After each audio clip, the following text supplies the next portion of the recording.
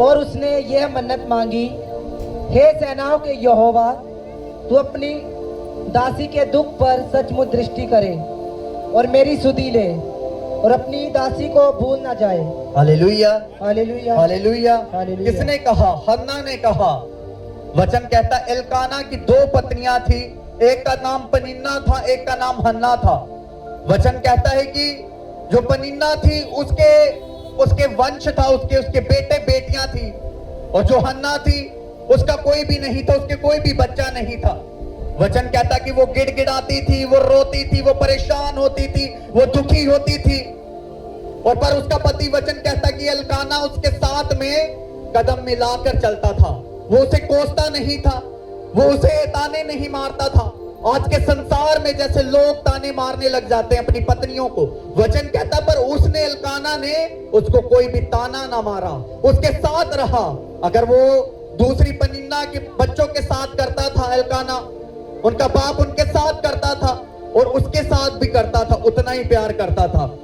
वचन कहता कि हन्ना रोती थी, कुरलाती थी, और पनिन्ना उसे ताने मारती थी कि तू तो बाज है, तू ऐसे है, उसे टिचरे करती थी, उसे ऐसे वर्ड्स बोलती थी कि जो उसे अंदर से खाते थे, परेशान करते थे, वो अंदर से टूटती थी, वो गिर जाती थी। तो वचन कहता कि वो रोई कुरलाई परमेश्वर के आगे। वचन कहता है कि वो भवन में गई, परमेश्वर के भवन में जब गई, वचन कहता वो चौखट पर जाके बाहर बैठ गई। वो परमेश्वर के भवन में अंदर नहीं गई, वो जाकर बाहर बैठ गई और वो रोने लगी। उसने कुरलाया, उसने पश्चाताप किया परमेश्वर के आगे कि खुदा बाप, तू ही सब कुछ करने वाला खुदा है, तूने मुझे क्यों नहीं बच्चा दिया। उसने परमेश्वर के आगे एक जिद को रख लिया। वचन कहता है, दोबारा पढ़ेंगे 1:11, और उसने मन्नत मांगी, हे सेनाओं के यहोवा, यदि तू अपनी दासी के दुख पर सचमुच दृष्टि करे और मेरी सुधि ले और अपनी दासी को भूल ना जाए, तो अपनी दासी को पुत्र दे और मैं उसे जीवन भर। वचन कहता है उसने मन्नत मांगी। जो वाचा हम परमेश्वर के साथ बांधते हैं, जो वाचा हम खुदावन के साथ बांधते हैं कि परमेश्वर मैं तेरे साथ वाचा को बांधता हूं कि मैं ऐसा करूंगा खुदा बाप, जब मेरा ये काम हो जाएगा, जब मेरा बेटा बेटी मेरे होगा, मैं पहला फल तुझे दूंगा। वचन कहता है कि वो रोई, वो कुरलाई, और जो वहां पे भवन में याजक था, जो परमेश्वर का दास था, उसने कहा कि ये शायद नशे में है, ये क्या बुड़बुड़ा रही है, उसे कुछ भी समझ नहीं आ रहा था। पर उसने कहा कि नहीं, मैं नशे में नहीं हूं।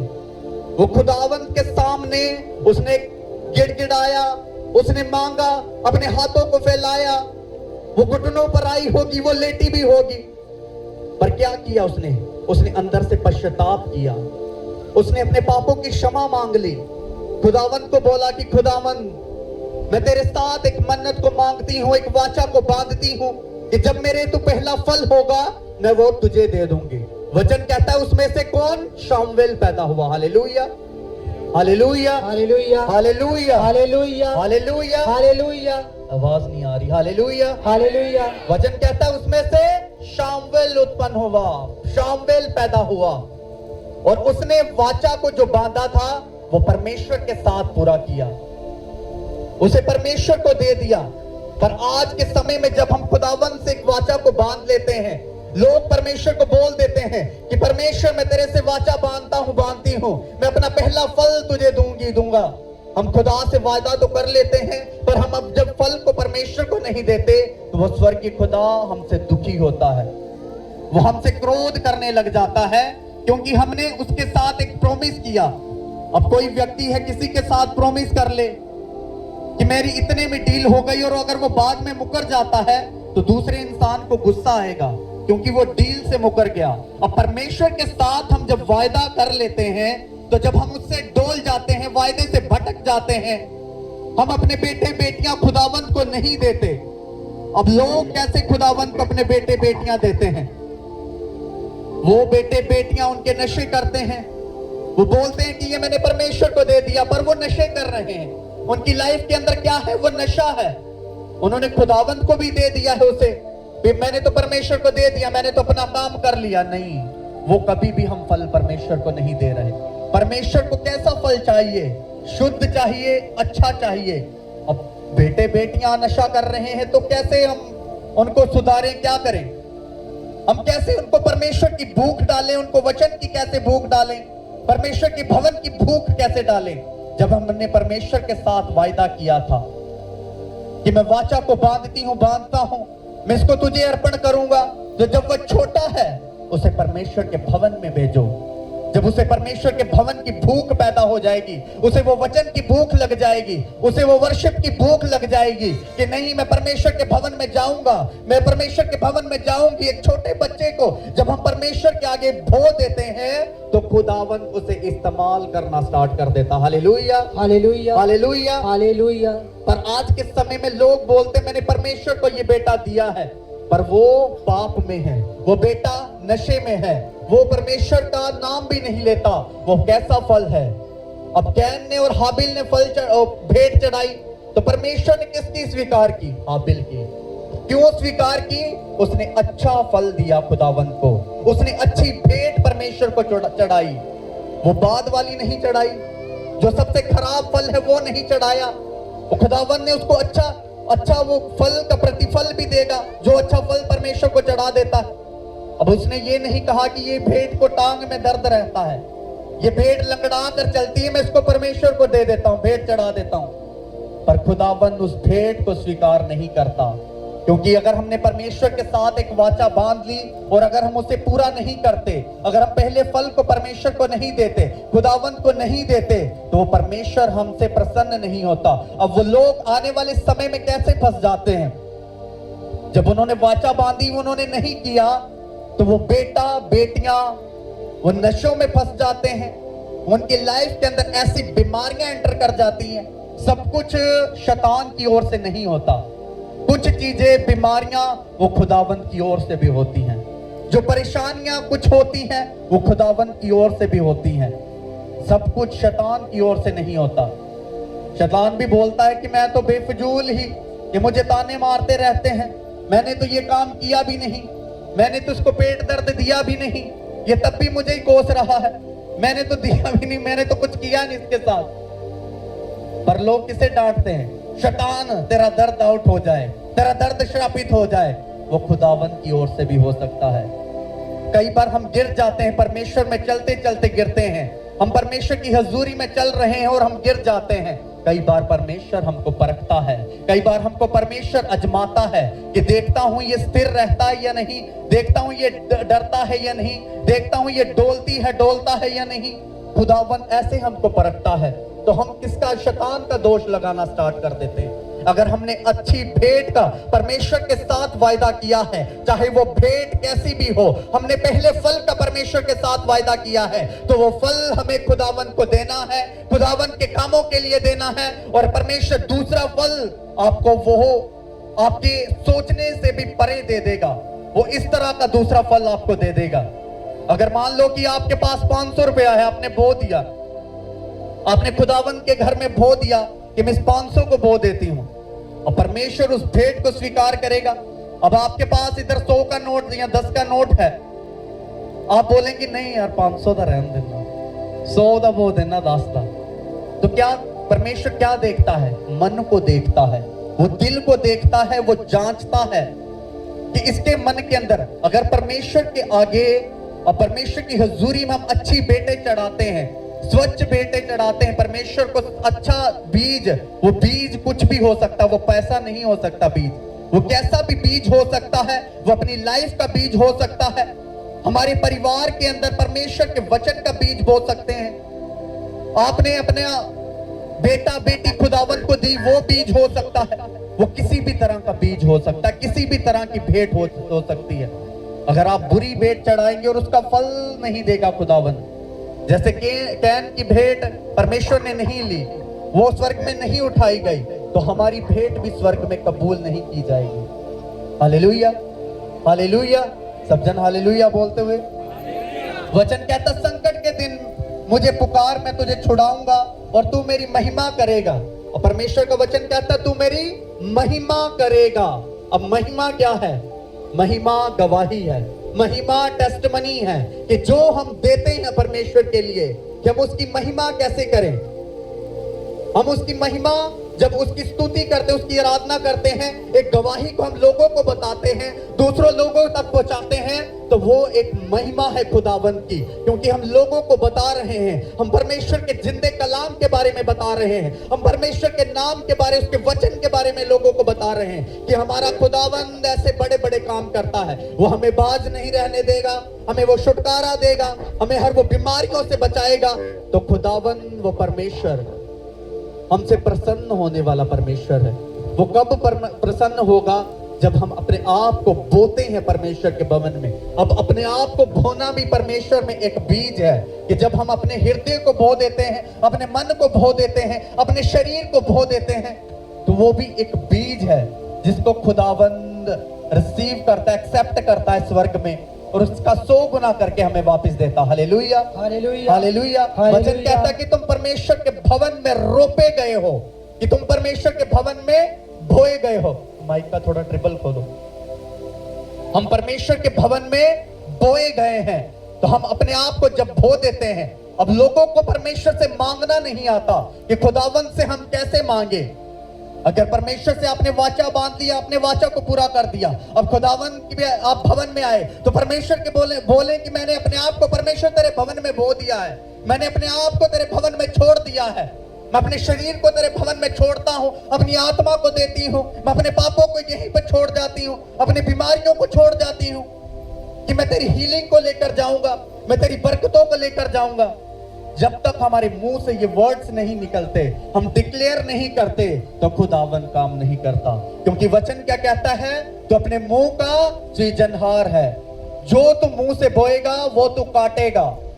अब मुंह से हम बुरी चीजें भी जब बो देते हैं, तो वो क्या होता हमारे लिए? वो बुरे फल लेकर आती हैं। जब हम अच्छे फलों को परमेश्वर के आगे बो देते हैं, तो वो अच्छे फल लेकर आते हैं। जब हमने अच्छा फल, अच्छा बीज बोया, तो वो उगेगा, बढ़ेगा और फल को लेकर आएगा। जब हमने बुरा बीज बो दिया, हमने अपने मुंह से बुरी सृष्टि कर दी, अपने मुंह से हमने बुरा उत्पन्न कर दिया, तो वो क्या होगा? बुरा ही उगेगा। Hallelujah, hallelujah, hallelujah, hallelujah. आगे वचन में जाएंगे, मत्ती 19 का 21 निकालेंगे।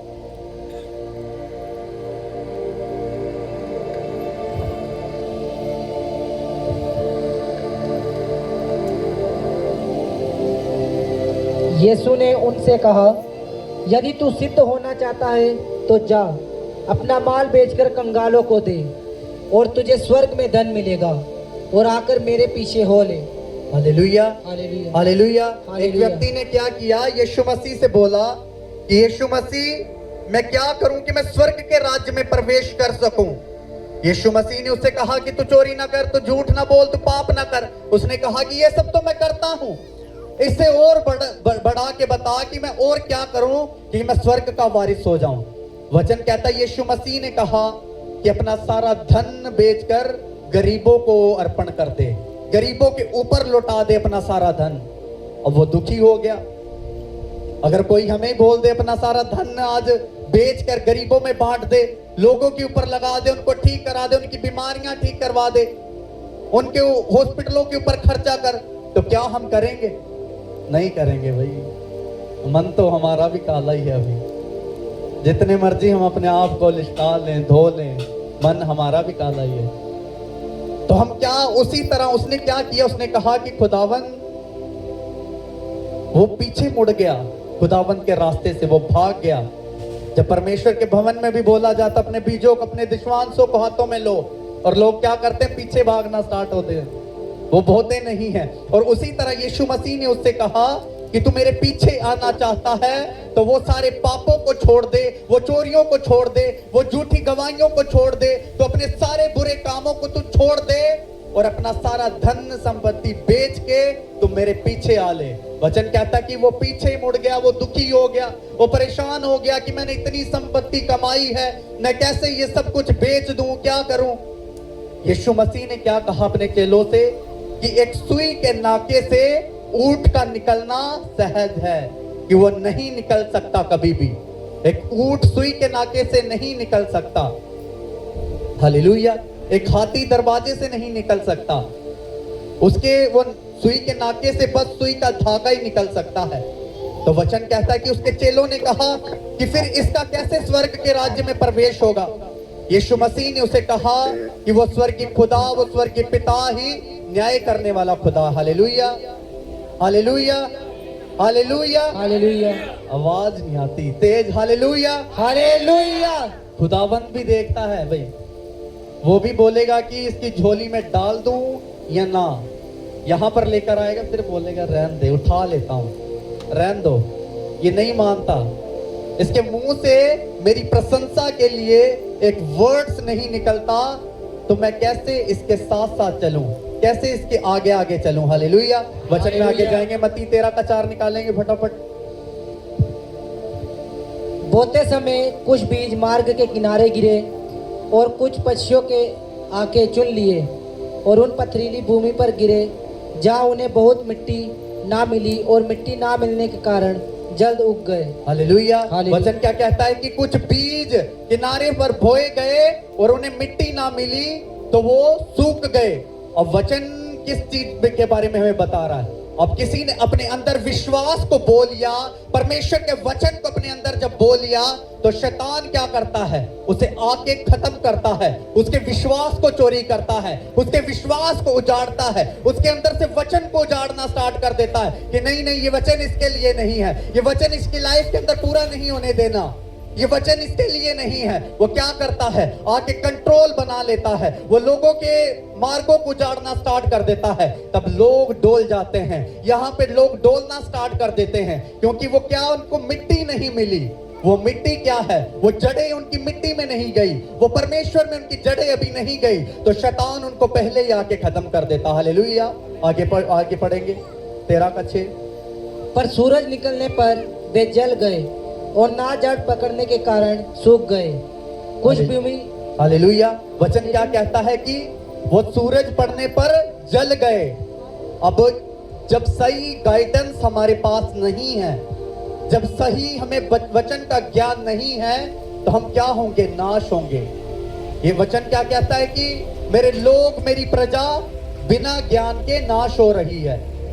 तो जब तक वो यीशु मसीह की हमारे पास गाइडेंस नहीं है, हमारे पास वो परमेश्वर की कही हुई बातें नहीं है कि हमें कैसे चलना है खुदावन में। अब लोग क्या करते हैं? वो 4 दिन फास्टिंग करेंगे और प्रार्थना करेंगे और बोलेंगे मैं पूरा तैयार हूं, अब तो मैं शैतान को ऐसे ही हाथ डाल दूंगा, दुष्ट आत्मा तो मैं ऐसे चुटकियों से निकाल दूंगा, अब क्योंकि मैं पूरे मसे से भर गया हूं, मैं खुदावन के वचन से भर गया हूं, उसकी अनॉइंटिंग से भर गया हूं। क्योंकि जो ज्यादा गर्म चलने लग जाते हैं, जो परमेश्वर के वचन को जान लेते हैं और 4 दिन में अपने आप को तैयार कर लेते हैं, ये खुदावन जब तक चुनता नहीं, आप 100 बार अपने आप को तैयार कर लेंगे, तो कभी भी जब तक आपके पास वो सही गाइडेंस नहीं होगी, आप शैतान के साथ नहीं लड़ सकते। शैतान के साथ कौन वो लड़ने वाला? खुदा है हमारा। वो अपना आत्मा भेजता है, वो दुष्ट आत्माओं से लड़ता है। एक मनुष्य नहीं दुष्ट आत्माओं से लड़ सकता, ना उस शैतान से लड़ सकता, क्योंकि उसे वो देखता नहीं है। एक मनुष्य दुष्ट आत्माओं को नहीं देख सकता, वो इसलिए जब तक उसके पास परमेश्वर का आत्मा नहीं है। जब वो खुदावंत का आत्मा आएगा तो वो आपको गाइड करेगा, आपको दिखाएगा, आपकी आत्मिक आंखें खोलेगा, आपके आत्मिक कान खोलेगा। अब जब हम परमेश्वर की हजूरी में बैठते हैं, तो हम खुदावंत से कभी नहीं बोलते कि परमेश्वर मेरी आत्मिक आंखों को खोल, मेरी आत्मिक जुबान को ओपन कर दे, मेरे आत्मिक कानों को खोल दे कि मैं तेरी वचन की गहराई को सुनूं और तेरी कही हुई बातों को सुनूं, मैं तेरे कामों को देखूं, मैं तेरे आत्मा को, पवित्र आत्मा को देखूं। क्या नहीं है लोगों के पास? गाइडेंस नहीं है। जब तक हमारे पास गाइडेंस नहीं होती, हमारे पास किसी रास्ता नहीं होता, कोई मार्ग नहीं होता, जब हम कहीं पर जा रहे हैं वो बोर्ड लगे होते हैं कि ये रास्ता यहाँ पर जाएगा, अब अगर वो नहीं लगे होंगे, अगर मैप नहीं होगा, तो हम अपनी डेस्टिनेशन पे नहीं पहुंच सकते, हम उस जगह के ऊपर नहीं पहुंच सकते, क्योंकि हमें रास्ते का नहीं मालूम, क्योंकि हमें पता ही नहीं है कि हमें कहां जाना है। और परमेश्वर की जब तक हमारे अंदर वो गाइडेंस नहीं है कि हमें किस मार्ग पे चलना है, हमें किस वचन को फॉलो करना है, कौन सा वचन खुदावंद ने मेरे लिए ठहराया है, तो हम डिस्ट्रैक्ट ही रहेंगे। वो शैतान क्या करेगा? आके हमारे मार्गों को उजाड़ देगा। हालेलुया। आगे वचन पढ़ेंगे। बीज झाड़ियों में गिरे और झाड़ियों ने बढ़कर उन्हें दबा डाला। वचन कहता है जो वचन को सुनता है पर इस संसार की चिंता, धन, धोखा वचन को दबाता है और वह फल नहीं लाता। वो शैतान क्या करता है, उजाड़ पैदा कर देता है। वो शैतान क्या करता है, जकड़न डाल देता है। अब धन पैसा ये खुदावन में हमें बढ़ना नहीं देता। अब हम काम के पीछे भागते हैं कि आज मैं काम करूंगा, आज भी मैं काम पर जाऊंगा। तो हम परमेश्वर के पीछे नहीं भाग रहे, हम काम के पीछे भाग रहे हैं। तो वचन क्या कहता है कि वो धन शोहरत वो खुदावन के वचन को दबाता है, वो खुदावन में हमें बढ़ने से दबाता है। वो शैतान की ओर से रास्ते मार्ग हमारे लिए तैयार होते हैं। और वचन कहता है वो सकेत फाटक, जो अच्छा रास्ता है परमेश्वर का, वो छोटा सा है, उसमें चलना कठिन है। पर जो शैतान का रास्ता वो बड़ा मार्ग है, वो हाईवे है हमारे लिए, बड़ा हाईवे है। और जो परमेश्वर का रास्ता वो मेड है, खेत में जब चलते हैं। अब बड़े रास्ते पे चलना हमारे लिए इजी है, अब छोटे रास्ते पे हम चल नहीं सकते। हमारा कभी पैर फिसलेगा, कभी कांटे लगेंगे हमें, कभी हमें कुछ चुभेगा, हमें प्रॉब्लम्स आएंगी। पर जो परमेश्वर को रास्ता जाता है, परमेश्वर के राज्य के अंदर रास्ता जाता है, वो धीरे धीरे जाके आगे से चौड़ा होता रहता है। वो फाटक बढ़ता रहता हमारे लिए, क्योंकि हम खुदावन के वो मार्ग के अंदर चल रहे हैं, उसके राज्य के लिए अपने आप को तैयार कर रहे हैं। तो हम चलते चले जाएंगे, वो रास्ता भी चौड़ा होता चला जाएगा। और शैतान वाला मार्ग आगे से क्या होगा, बंद होता चला जाएगा। उसके अंदर जो हमें स्टार्टिंग में आनंद मिला, हमें सुख मिला, शांति मिली, वो आगे जाके हमारे लिए वो कांटों को बनाएगा, हमारे लिए वो जाल को बिछा देगा। कि वो ऐसा जाल होगा कि हमें एक बार जकड़ लेगा, तो हमें बहुत मुश्किल है कि हम परमेश्वर के दोबारा राज्य में आए, हम खुदावंत को दोबारा पुकारें, हम परमेश्वर का दोबारा धन्यवाद करें। हम परमेश्वर के ऐसे जब मार्ग को छोड़ देते हैं, रास्ते को डिस्ट्रैक्ट हो जाते हैं, तो हम फंस जाते हैं। अब एक ट्रैफिक में जब हम फंसते हैं, एक जाम में हम फंस जाते हैं, तो हम क्या करते हैं, क्या अपनी गाड़ी छोड़ के वहीं पे हम निकल जाते हैं? नहीं। पर आज के समय में लोग इंतजार नहीं करते। जैसे हम वो अपनी गाड़ी को वहां पर छोड़ के नहीं चले जाते, हम वहां पे खड़े रहते हैं, हम जाम का खुलने का इंतजाम करते हैं, हम रोक देखते हैं कि अभी ट्रैफिक खुल जाएगा, ये इंतजाम हो ही जाएगा, ये खुलेगा ही, 1 घंटे में खुल जाए, 2 घंटे में खुल जाए। पर हम इंतजार करते हैं। पर हम खुदावंत के राज्य में हम कभी भी नहीं सोचते कि हम 10 मिनट रुक जाएं, 5 मिनट रुक जाएं। हम परिश्रम नहीं करते खुदावंत के मार्ग में। हम सोचते हैं हमें हीलिंग एकदम मिल जाए, हमारे ऊपर एकदम घड़ा फूट जाए कि वो मैं बरकतों से नहा लूं, वो हीलिंग से नहा लूं। जब हम वो एक संसारिक रीति से एक ट्रैफिक में रुक सकते हैं, अपनी गाड़ी को वहां पे नहीं छोड़ सकते, तो क्या हम परमेश्वर के आगे अपने जीवन को नहीं वहां पे छोड़ सकते, अपने शरीर को वहां पे नहीं छोड़ सकते? कि खुदावंद हमारे लिए एक नया मार्ग तैयार करेगा, वो नया रास्ता हमारे लिए बनाएगा, वो एक नए रास्ते को हमारे लिए उत्पन्न कर देगा, क्योंकि खुदा हमारा नए नए रास्ते बनाने वाला परमेश्वर। बोलो hallelujah, hallelujah, hallelujah, hallelujah, hallelujah, hallelujah, hallelujah. Hallelujah.